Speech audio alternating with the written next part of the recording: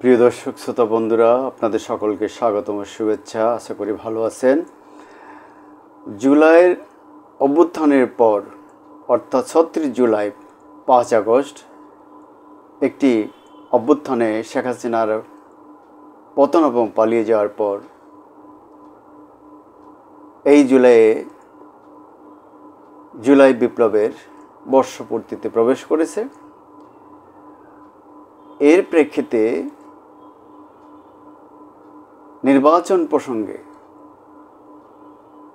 জামায়াত, চরমনাই পীরে ইসলামী আন্দোলন, NCP, AB party, গণ অধিকার পরিষদ সহ বিভিন্ন দল যেভাবে বিএনপিকে আক্রমণ করতে শুরু করেছে যে তারা কোনো সংস্কার চায় না, সংস্কার ছাড়াই তারা একটা নির্বাচন চায়। আসলে এটা সত্য নয়। বিএনপি সংস্কার চায়।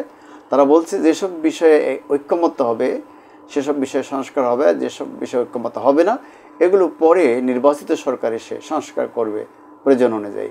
অর্থাৎ মেজর সংস্কারগুলো হবে নির্বাচনের পর, একটি নির্বাচিত সরকার এগুলো করবে। এটাই বিএনপির বক্তব্য। কিন্তু যেভাবে আওয়াজ উঠেছে বিএনপি সমমনা দল, বিএনপি এবং তার সমমনা দলগুলোর বাইরের দলগুলোর যে আওয়াজ, জাতীয় সংসদ নির্বাচনের আগে স্থানীয় সরকার নির্বাচন, পিআর পদ্ধতিতে নির্বাচন, সংস্কার, বিচারে অগ্রগতি এবং জুলাই যে সনদ ইত্যাদি, তাতে মনে হয় দেশে নির্বাচন অনিশ্চিত হয়ে পড়ছে। বিএনপির পক্ষ থেকে বলাও হয়েছে যে নির্বাচনকে পিছিয়ে দেওয়া কিংবা নির্বাচন না করার জন্য একটি গোষ্ঠী ষড়যন্ত্র করছে। তারা এসব অবান্তর দাবি সামনে নিয়ে এসেছে।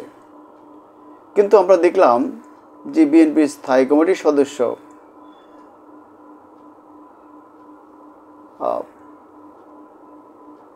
আমির খসরু মাহমুদ চৌধুরী তিনি পরিষ্কারভাবে বলছেন যে লন্ডনে অন্তর্বর্তী সরকারের প্রধান উপদেষ্টা ডক্টর মোহাম্মদ ইউনূসের সঙ্গে বিএনপির ভারপ্রাপ্ত চেয়ারম্যান তারেক রহমানের বৈঠকের পর দেশ নির্বাচনী টানেলে ঢুকে পড়েছে। তিনি একটি দৈনিক পত্রিকাকে দেয়া সম্প্রতি সাক্ষাৎকারে এই মন্তব্য করেছেন। তার দাবি, নির্বাচন নিয়ে শঙ্কা কিংবা সংশয় নেই। যুগপৎ আন্দোলনের সম্ভাবনাদের নিয়েই বিএনপি ৩১ দফা বাস্তবায়ন করবে বলেও জানিয়েছেন তিনি। মানবজমিনকে দেয়া এক সাক্ষাৎকারে নানা ইস্যুতে কথা বলেন বিএনপির স্থায়ী কমিটির এই সদস্য।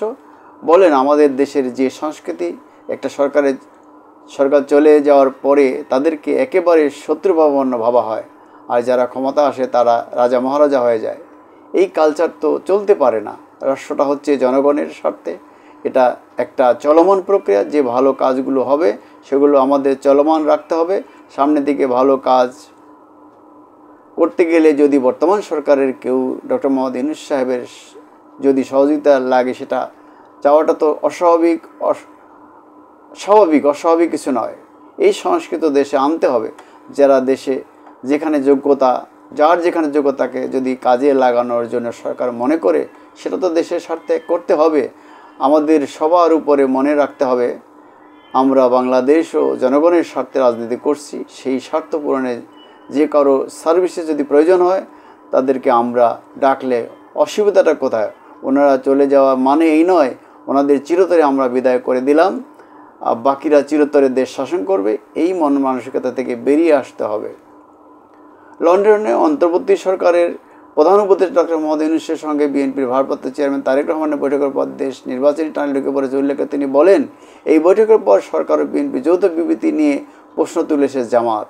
যৌথ এই বিবৃতি বাংলাদেশে নাকি লন্ডনের বৈঠকের পর তৈরি হয়েছে তা নিয়ে রাজনৈতিক মহলে গুঞ্জন উঠেছে।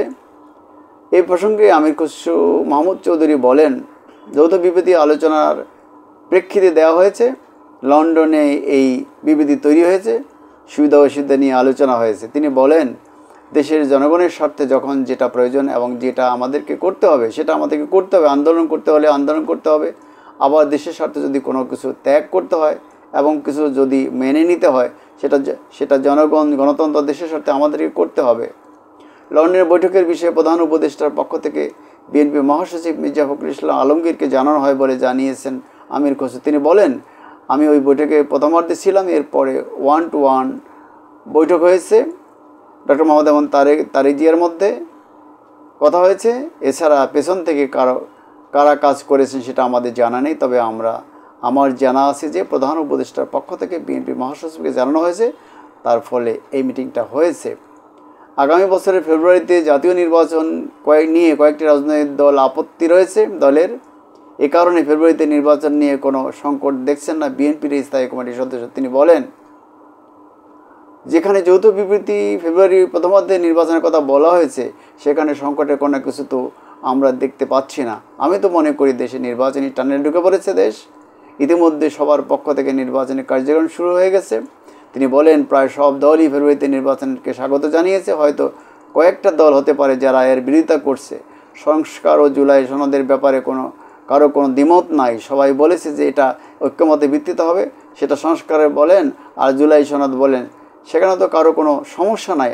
আমার মনে হয় সংস্কারের বিষয়ে 1 থেকে 1.5 মাসের মধ্যে বেরিয়ে আসবে যে কোথায় কোথায় ঐক্যমত হয়েছে।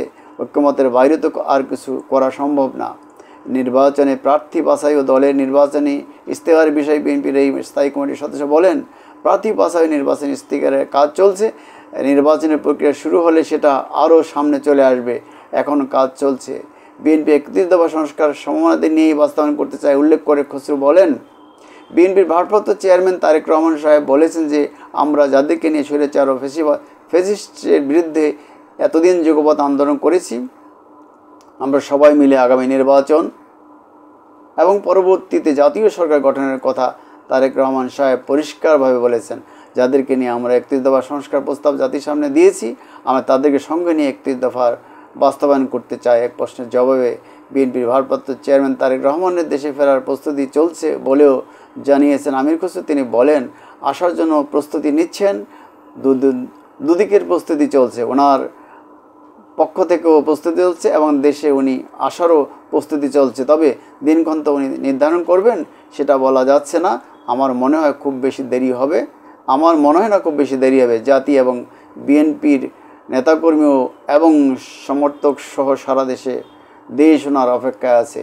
আমরাও দেখছি যে নির্বাচন নিয়ে আসলে একটি মহল পানি ঘোলা করতে চাচ্ছে, আর বিএনপির পক্ষ থেকে তাদের বিরুদ্ধে বলা হচ্ছে, তারাও বিএনপির বিরুদ্ধে বলছে। কিন্তু নির্বাচন কমিশনের প্রধান উপদেষ্টা সাক্ষাতের পর যে কথা বলেছেন যে ফেব্রুয়ারিতে নির্বাচনের জন্য কমিশন প্রস্তুতি নিচ্ছে, স্বরাষ্ট্র মন্ত্রণালয়ের পক্ষ থেকেও বিভিন্ন নির্বাচনে যে সংস্থাগুলো কাজ করবে, বিশেষত আইনশৃঙ্খলা বাহিনীর সাথেও বৈঠক করা হয়েছে এবং তাদেরকে মহড়া দেওয়ার কথা বলা হয়েছে। অতএব বোঝা যাচ্ছে যে নির্বাচনের দিকে রাষ্ট্র এগিয়ে যাচ্ছে।